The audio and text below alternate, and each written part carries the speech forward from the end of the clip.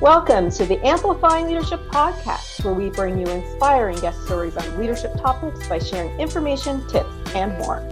My name is Tara Lehman, and I am a partner coaching consultant at Twin Life Coaching and Business Services, of which Amplifying Leadership is a division. Leaders, we are here to support you with tools, coaching, workshops, and information through our leadership services. To learn more about our Amplifying Leadership division and our community, please visit amplifyingleadership.ca. Today, I am welcoming Karen Laos. Karen is a speaker, communications expert, and confidence cultivator. Welcome to the show, Karen. Thank you. So why don't we start with letting our audience know a little bit about you and your journey into leadership? Sure. Well, it started when I was 6 years old. Go way back. But there was a significant moment. My dad loved negotiating, and he was really good at asking for what he wanted. And so I remember at a flea market, he gave me a few dollars and he said, go have fun, but never pay full price. There was no coaching. There was nothing. It was just, here's some money. And I thought, oh my gosh, okay, I have to please my dad. So that was my first experience in realizing you didn't have to pay full price, or you could at least ask. And that is a quality that has made me successful throughout my career. I am not afraid to ask for what I want. Now, on the flip side, what's important to share, because this is also a big part of my journey, is that I grew up in a very traditional home where I'm the last of 9 kids. My mom was a housewife. Yeah. And what I learned from her modeling in the home was that a woman didn't have a voice unless a man told her that he did. And that was really confusing to navigate because she was also a powerhouse in the community. He wouldn't let her work, but he would let her volunteer. And she was a leader in so many ways, had a very strong voice in the community. And so navigating that throughout my life was interesting. And why I bring that up is because there was a defining moment for me, in spite of traveling all over the world, speaking on all these big stages and being very confident in front of my clients. There were certain situations and people that I didn't feel comfortable in front of. And one of those in particular for 14 years was my boss. And I was sitting in a boardroom presenting in front of my peers and got totally tongue-tied. Oh dear. I know. And my boss actually had to shut down the meeting, but I didn't agree with what she had asked me to present, but I thought I couldn't question her because I was taught you don't question your boss. Well, she pulled me aside, and she was also my greatest cheerleader as well as challenger. She said, Karen, once again, you didn't trust your gut. You could have just said, I'm not sure why we were meeting on this in the first place. Let's table it, which is exactly what she did. And so this story was really the pivotal moment for me to figure out why I'm so concerned, or was, about people pleasing and trying to be perfect and all this fear around being judged if it wasn't exactly right. And so much of that really held me back for a number of years related to certain situations. And yet I think all of us, no matter who's listening to this, we all have these things that we need to navigate from our past and the way that we were raised that contributes to how we make decisions. So lots of therapy, lots of personal growth to help me get past that. And once I realized how freeing it was, I said, I want to help other women do the same thing. So I left corporate 3 years ago in 2020 to focus on my mission to help women ask for what they want and get it. I love that. That is an amazing story too. The conflict between what we know as our personal history or personal culture or values that we're brought up with, to having someone now challenge you to challenge that. You know what I mean? Right. Even with that boss, I think that's amazing. So when you think about your biggest challenge in your leadership story, would you say that was it? Like overcoming that, almost that, I'm going to call it almost a fear, maybe, or imposter syndrome, you decide, but with regards to how you grew up compared to how you changed into leadership, or was there a different obstacle? Well, it wasn't imposter syndrome. I'm really clear about that. I've always felt like I have a lot of amazing ideas. My fear, like I always felt like I belong here. That was part of my dad's training of ask for what you want. You can do anything. That was amazing. Or what? Yeah. But the fear was at the root is, am I ever good enough? Yeah. I grew up with, my mom was an absolute perfectionist. I mean, this was back in the days when with typewriters, she would type out our papers in high school. And even if she typed the entire thing and made a mistake in the last line, she wouldn't use whiteout. She would rip up the page and do it all over again. Wow. And, things like that. And she did beautiful calligraphy for our church growing up and made these big posters. And again, if she made one mistake, she would do the whole thing over, and these would take her hours. And so there's that I was contending with, that, oh, well, if it's not perfect, then it's unacceptable. And then my dad was fairly critical in general. So when you put that combination together, you feel like you can't ever make a mistake. So I would say the common thread throughout my leadership journey was, if I say something the wrong way, that's unacceptable. So it's probably better to not say anything at all. Now, what's interesting about that is, on the flip side, I felt that I had great value and had no problem speaking up when I knew that I was offering something of value, like producing something. Right. But and that's how I grew up. Again, it's what you produce is the value, not just who you are. And it's funny because I had a very pivotal moment with my now husband from years back, when I remember coming, I don't know, we had a date that night or something, and I was telling him about all the great things I had done at work that day.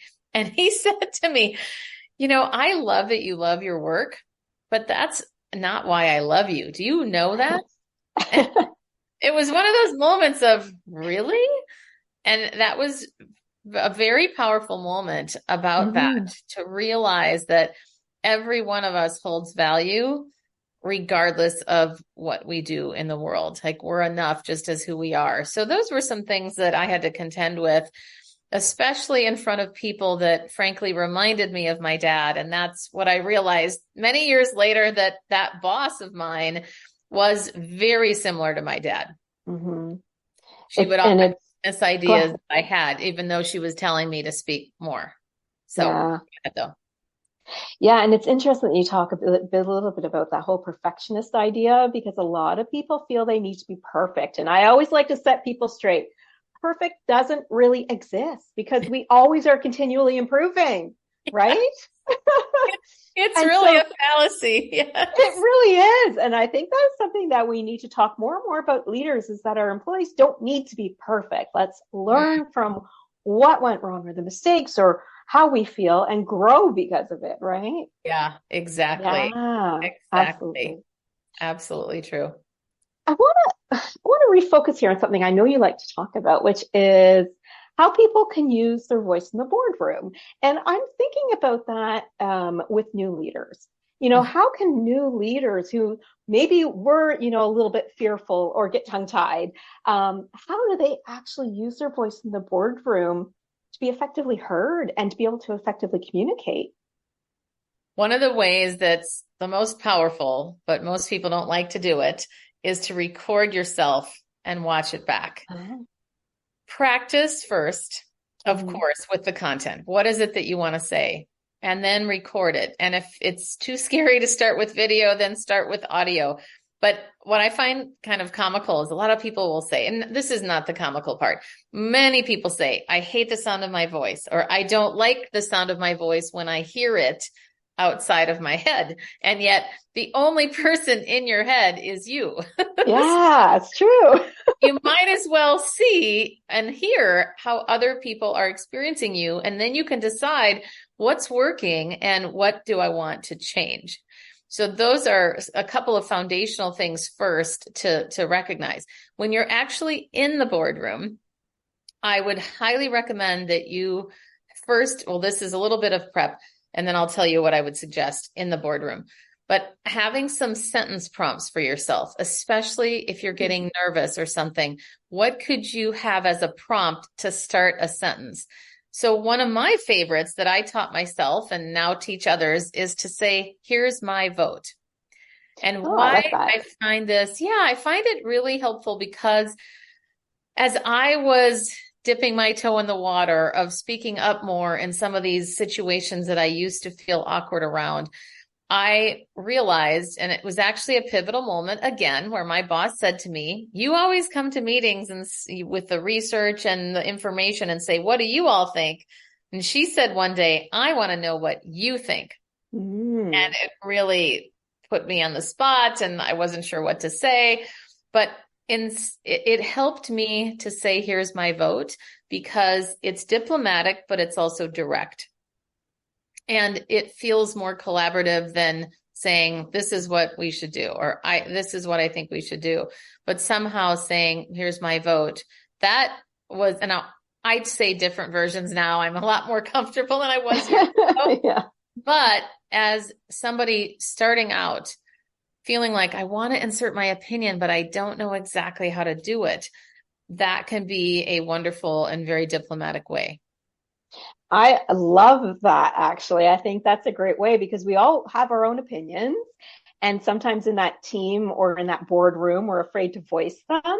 Yes. But I think that's a great way of doing it. And it's that little bit of, you feel a little bit more comfortable, because you're going to say, like, this is my personal opinion, but this is what I think. Yeah. Right? Yeah. I love that. Yeah. So I want to come back to something you touched on, which is about listening to yourself or watching yourself practice. Mm-hmm. And, one thing I used to talk about was the fact that we don't see our faces as leaders. The people see us. So, grab a mirror, put your angry face on when you're yelling to somebody, and see yourself, so that you can truly understand who you are if you're that type of leader, and that you can then begin to understand what they see of you. So I love that you mentioned that. So as a speaker yourself, have you done that? Oh yeah. For 25 years, I've always recorded myself, and that's how I teach people as well. That's the foundation of my business, is video, because there is nothing like video to see how you come across objectively. I would definitely recommend video over the mirror, because the mirror is in real time, even though that is better than nothing.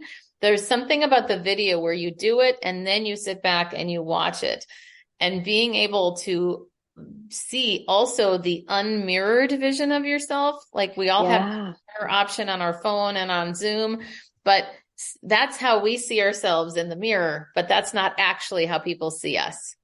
It's the inverted, our faces, anyway, but that's getting a little more technical. But bottom line, absolutely, because we've got to look and see, how is my eye contact? How are my hand gestures and facial expressions and voice? Making sure we have vocal variety and we're not monotone, because there's usually a very big disparity gap between how we think we're coming across and how we actually are coming across. Yes. So that's what I see a lot, similar to what you said. And I know you're working a lot with young leaders as well. And you can see that's really important to start that when you're younger in your journey, for sure. Yeah.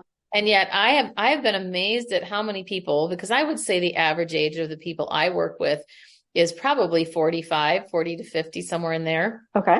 And people will say, I wish I had done this sooner in my career. Yeah. I would have been so much further ahead, because that self-awareness is critical.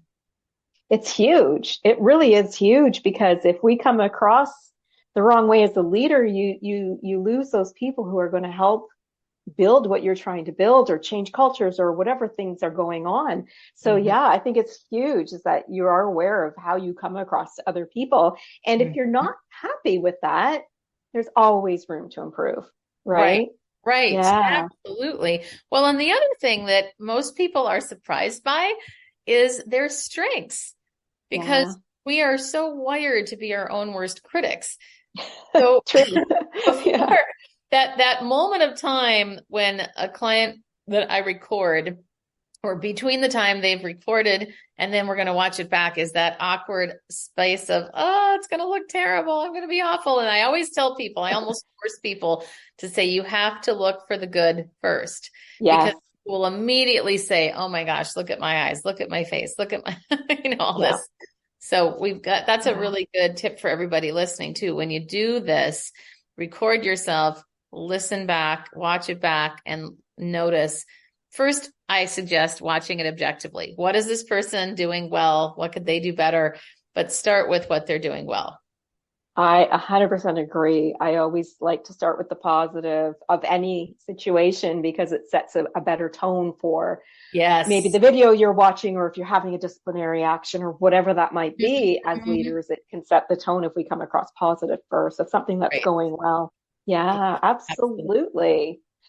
So now I would love to talk about your 9 words to avoid when communicating. Yeah, So why don't you let us know what they are and why you think these 9 words are something we should actually avoid? sure. Well, you can find the whole set on my website at karenlaos.com, but I'll give you a couple of tips from them. 2 of them in particular, I'll use in one sentence because it's easy to demonstrate this. Okay. Avoiding the word just and little in certain contexts is what I would suggest. So, for example, sometimes we'll say, I just want to share a little tip with you. And often we will even shroud or lean in, not in a good way. We'll hunch our Mm-hmm. shoulders, almost like, oh, I'm not really worthy of saying this, but I just want to share a little tip. We make ourselves smaller, basically, physically. So instead, say, I want to share a tip with you. I It's a like lot. that. It sounds different. Yeah. Yeah. And I'm clearly saying it a little bit differently as well in my voice, but there's something where you almost feel more confident when Mm-hmm. eliminating those modifier words. Similarly, kinda, sorta, we tend to use those in our vocabulary. And I would suggest you think about every word as, first of all, every word has a job. And if every word cost you $20, what would you use?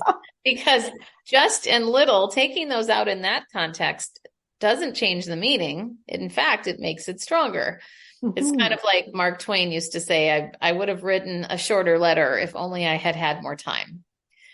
It Oh, is yes. very Yeah. challenging to really be succinct. It's so much easier to say a lot more words, and then we can tend to have our audiences tune out. So those are a couple of examples. And then another one is to stop apologizing all the time. Yes. Yeah. It's amazing how often we do that. So I would suggest 2 replacement phrases. One, train yourself to say, excuse me instead. Because if you're at the grocery store, for example, and you bump into somebody, excuse me would be an appropriate thing. You don't need to say, I'm Mm-hmm. sorry in Yeah. Yeah. that case.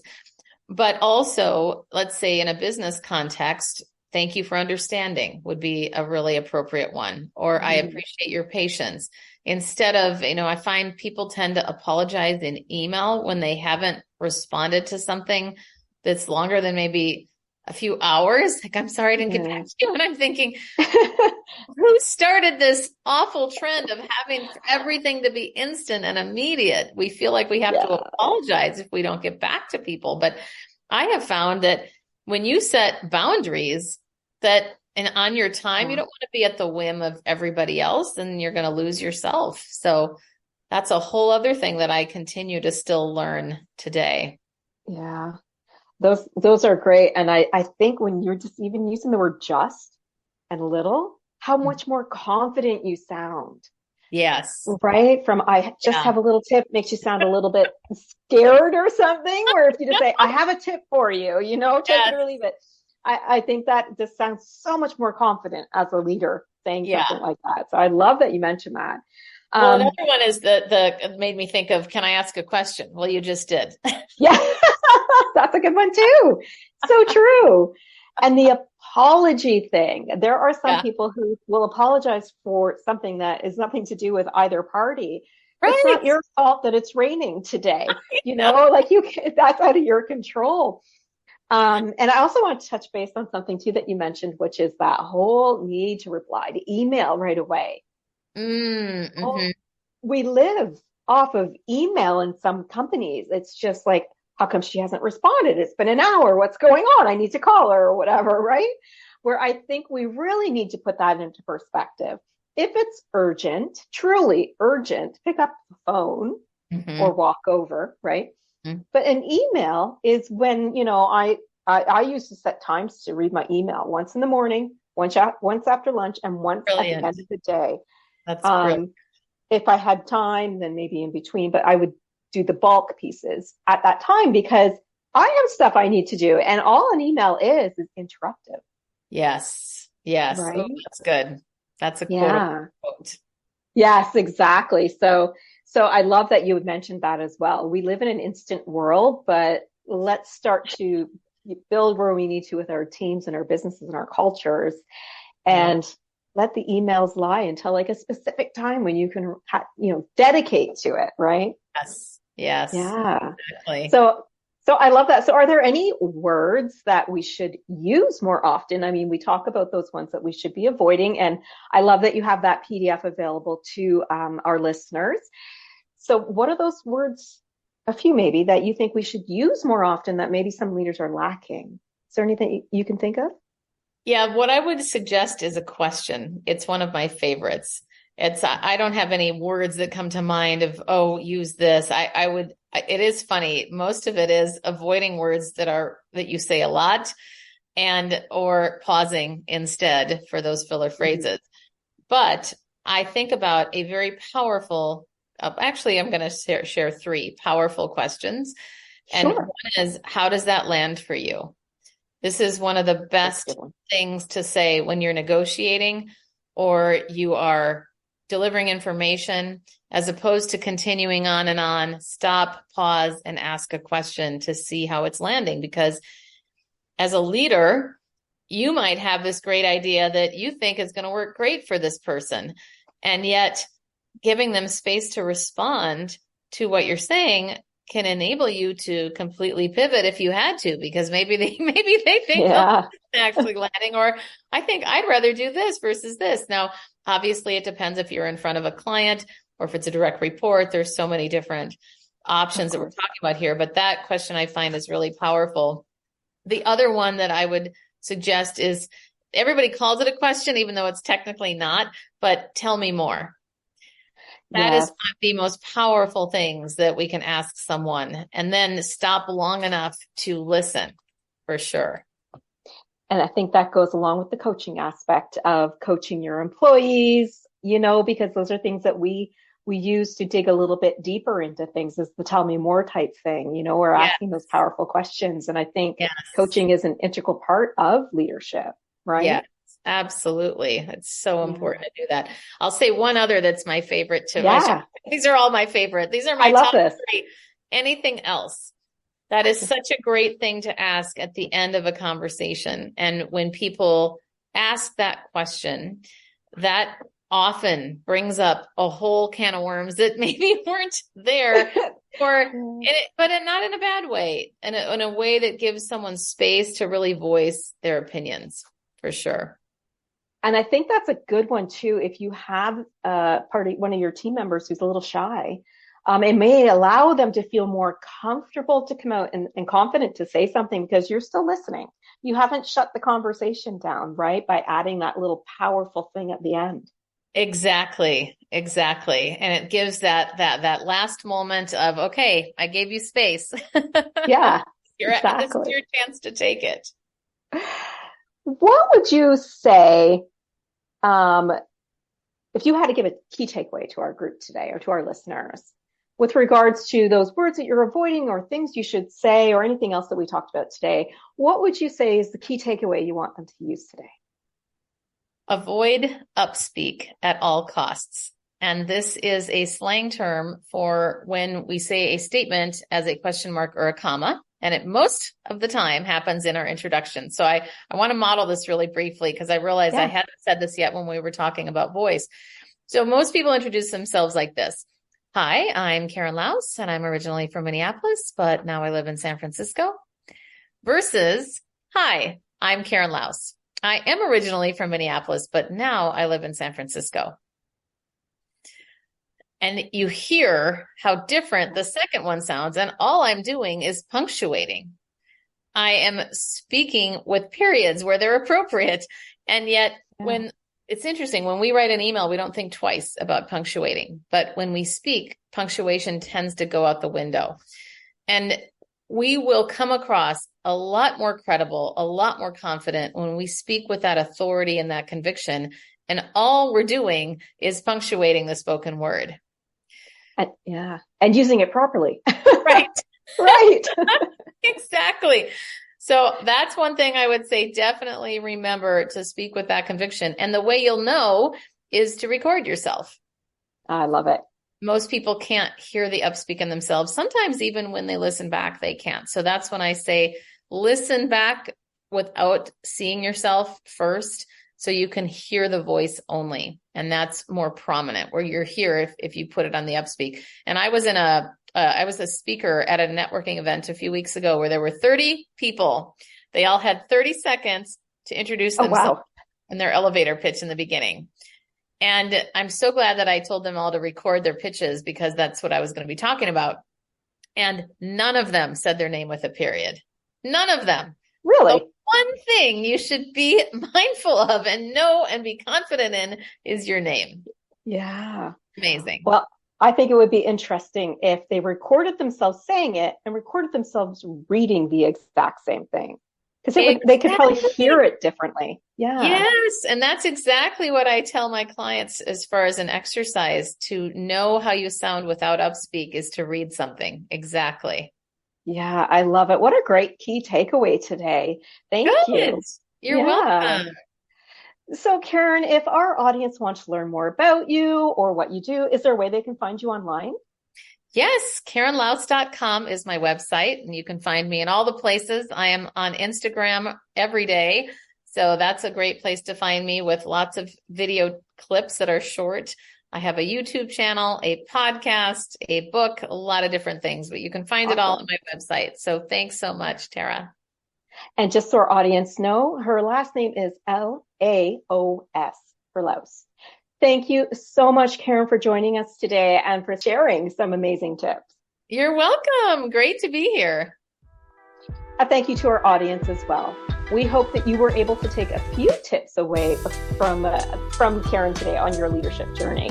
If you are a leader or a leader-to-be who knows that leadership growth is key to your development, please visit us at amplifyingleadership.ca, the Twin Life Coaching and Business Services division. Until next time, please be safe and be an amazing leader or leader-to-be.